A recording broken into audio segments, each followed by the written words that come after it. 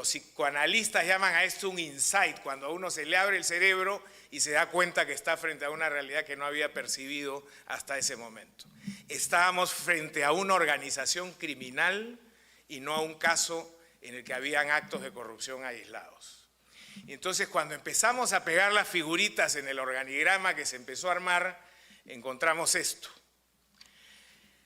Una organización en la que de manera piramidal, en la cúspide de esa pirámide estaban ubicados Alberto Fujimori, presidente de la República, Vladimiro Montesinos Torres, su asesor personal, jefe de facto del Servicio de Inteligencia Nacional, y Nicolás Hermosa Ríos, comandante general de las Fuerzas Armadas.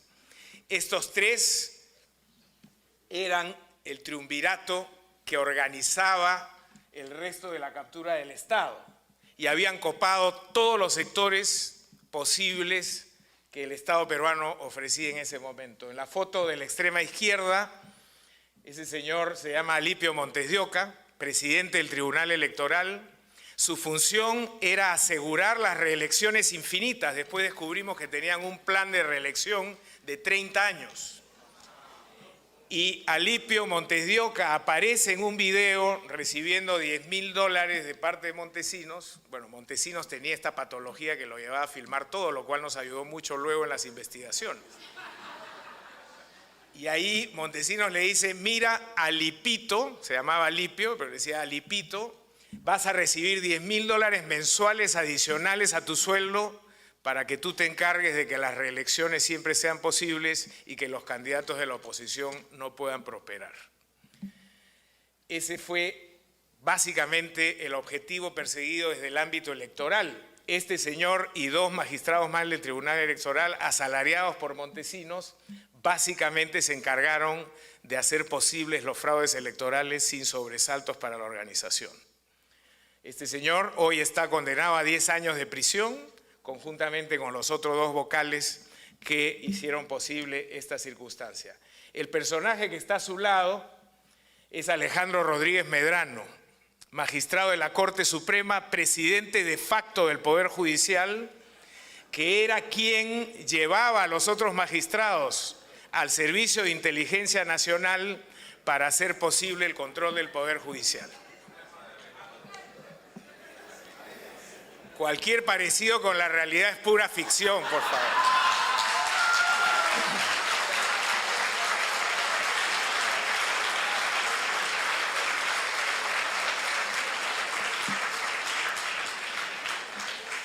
El Poder Judicial cumplía 3 objetivos en el contexto de los planes de esta organización criminal. En primer lugar, aseguraba la impunidad de la organización. No había un solo caso que pudiera pasar al sistema judicial y que terminara en una sentencia condenatoria.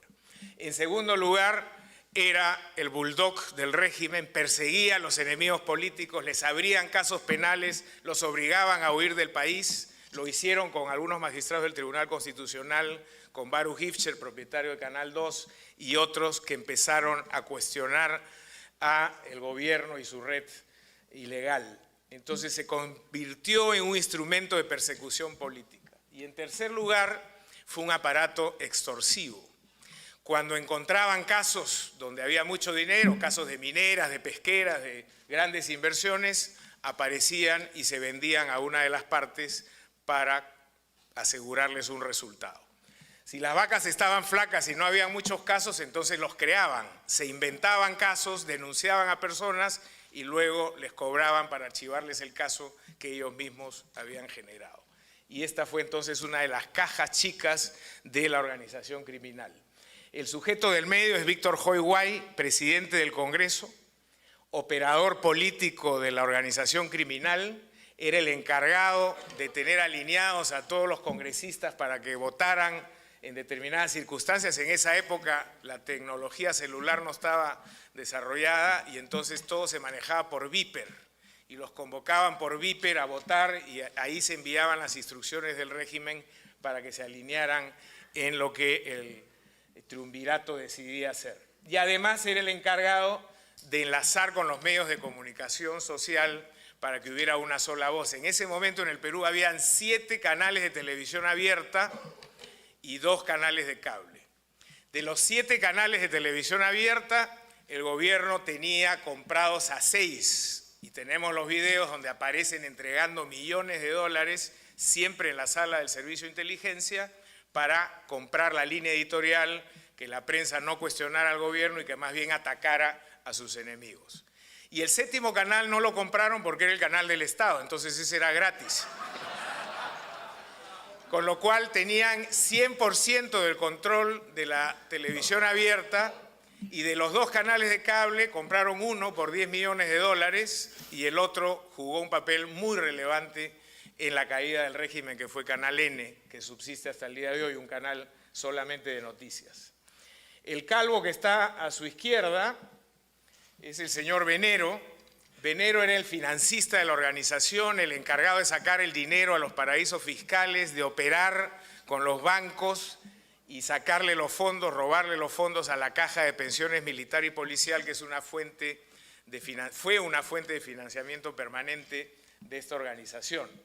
Y estuvo, por supuesto, vinculado a una serie de fraudes presupuestales que permitieron que Montesinos acumulara un conjunto de certificados al portador, donde tenía decenas de millones de dólares. Y finalmente, en la foto que no se nota, ese es un general del ejército. El ejército cumplió un rol también bajo el control de esta organización, porque el ejército está en el Perú bajo el control de la zona donde se produce la hoja de coca. El Perú es el primer productor de cocaína en el mundo y esta era una fuente inagotable de recursos. Se cobraban cupos a las organizaciones narcotraficantes para que dejaran despegar a las avionetas o pasar a las embarcaciones, y ese dinero iba repartiéndose entre los militares de la zona y llegaba luego a Montesinos.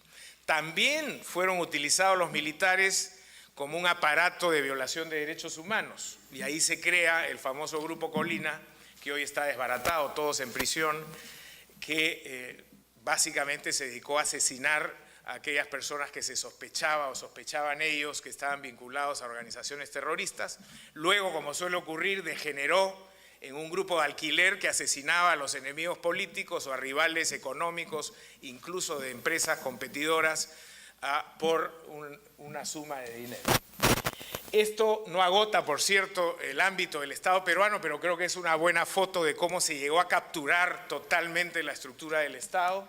En la parte superior había un aparato administrativo con abogados, contadores, militares, asesores de inteligencia que le daban movilidad a toda esta organización. Bueno, esto es lo que encontramos a las muy pocas semanas de iniciar las investigaciones. Un poder ejecutivo capturado, un poder legislativo capturado, la administración de justicia sometida, el poder electoral sometido, las Fuerzas Armadas y policiales totalmente contaminadas. Hay un video donde se observa a toda la plana mayor de las Fuerzas Armadas, Fuerza Aérea, Marina de Guerra del Perú, Ejército y Policía, que fueron convocados a una asamblea más o menos de este tamaño y tenían que pasar todos por una mesa firmando un acta de subordinación a Vladimiro Montesinos. Ese probablemente fue el acto más humillante por el que tuvieron que pasar las Fuerzas Armadas del Perú, totalmente sometidas a esta organización criminal. Y en el ámbito del sector privado, por supuesto, también hubo una comparsa de muchos empresarios, no solamente los dueños de canales de televisión y de prensa escrita, también estaban ahí varios empresarios que prefirieron someter sus voluntades a los designios de Montesinos a cambio de determinados favores en leyes, reducción de aranceles, etcétera, y por supuesto el sistema financiero. Tenemos varios videos donde aparecen banqueros conocidos instruyendo a Montesinos de cómo poder lavar su dinero hacia paraísos fiscales sin riesgo alguno. ¿Cómo se financiaba esta organización? Logramos determinar que tenía varias fórmulas. En primer lugar, había, digamos, una caja para el gasto corriente, que era una caja que se armaba con 4 millones de dólares mensuales que recababan de las Fuerzas Armadas. Cada jefe de una de las Fuerzas Armadas tenía que llevar $1 millón. Ejército, Marina, Aviación y Policía hacían los 4 millones de dólares mensuales que servían para pagar a los jueces, a los fiscales, a los dueños de los canales de televisión, etc. Y luego habían también una serie de negocios colaterales que ya no eran caja chica, sino que producían las grandes sumas de dinero. Sobrevaluaciones de obras de infraestructura, contratos entregados a determinados grupos económicos, sobornos por compra de infraestructura militar, armamento, bajo el manto de la seguridad nacional.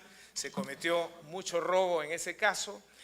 Entrega de concesiones nacionales, saqueo de la caja de pensiones militar y policial, y en fin, un sinnúmero de negocios ilegales que le permitían manejar cientos de millones de dólares a esta organización. Estas son algunas de las cifras que dejamos a los 14 meses de haber iniciado las investigaciones. Teníamos procesadas a 1.500 personas, tanto del sector público como del sector privado, en aproximadamente 200 procesos penales. Se han logrado recuperar, esa cifra está un poco desactualizada, a la fecha son un poco más de 300 millones de dólares, 45 de Suiza, 35 de Estados Unidos, ahí vamos a ver ahora un mapita de eso, y el resultado fue la extradición y condena de Fujimori y también lo mismo con Montesinos y Hermosa Ríos. Este es un mapa de dónde salieron principalmente los fondos que estas personas lavaron una vez que saquearon al Estado. Las cifras más importantes estaban en Suiza, donde habían 115 millones de dólares en cuentas básicamente en Zúrich. En Estados Unidos 23 millones de dólares que luego subieron a 40, en México 2 millones de dólares, en Gran Caimán 70 y luego aparecieron algunos dólares en Liechtenstein, algunos pasaron por Panamá y otros llegaron hasta Nueva York. Entonces hubo una dispersión en el lavado del dinero que fue materia de saqueo en el Estado peruano. Este es lo que yo llamo la galería de nuestros presos notables. Más o menos el 10% de los investigados terminaron en prisión, no es una cifra exagerada, nadie nos puede acusar de haber realizado una cacería de brujas o haber hecho esto por motivación política. Pero verán ustedes que los 3 jefes de la organización hoy están condenados a 25 años de prisión, que es el máximo que el sistema peruano permite o permitía en ese momento, que son Fujimori, Montesinos y Hermosa, capturados y detenidos 4 ministros de Estado, el presidente del Congreso y varios congresistas, el presidente del Poder Judicial y jueces de todas las denominaciones, Suprema, Superior, Primera Instancia, el sistema electoral, el jefe de la Organización Nacional de Procesos Electorales, el presidente del Jurado Nacional de Elecciones y el presidente del Tribunal Electoral, todos se fueron a prisión.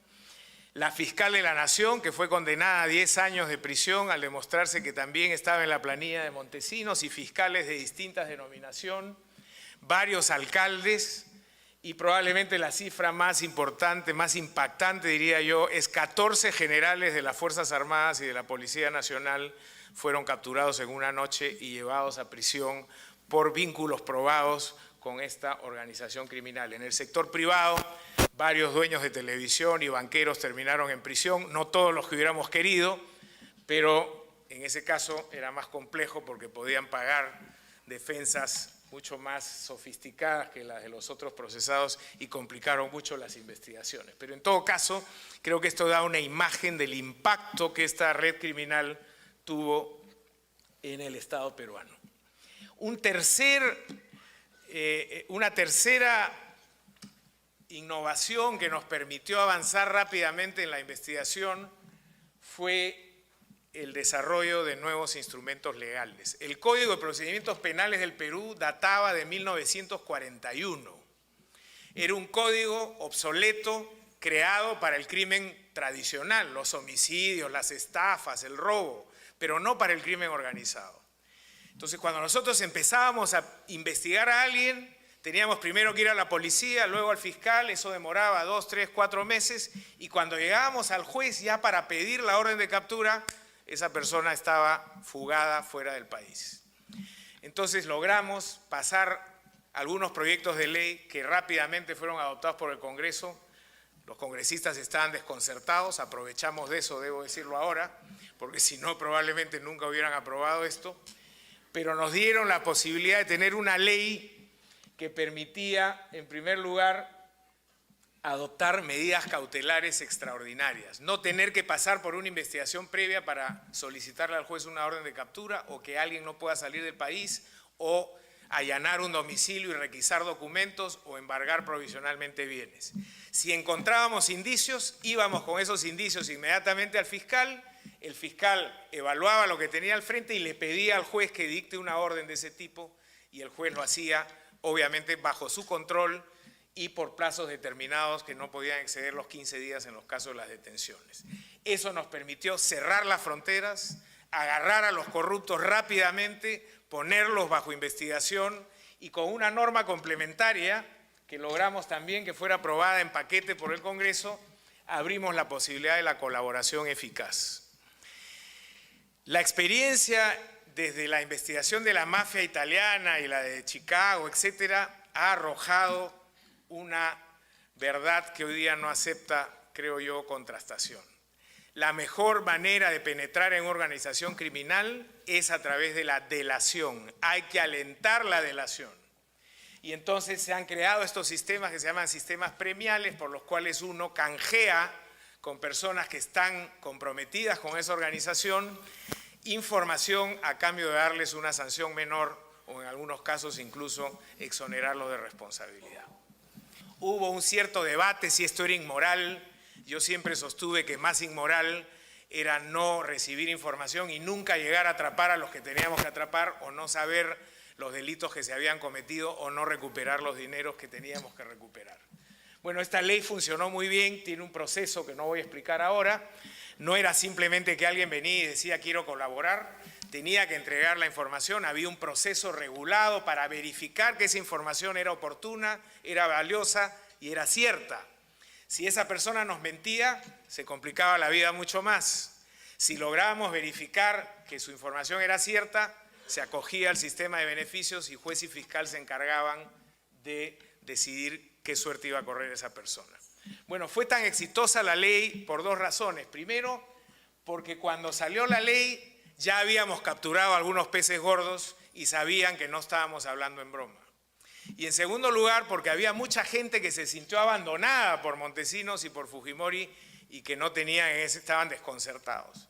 Entonces, lo que hicieron fue correr a tocarnos la puerta y decir yo tengo información, quiero colaborar.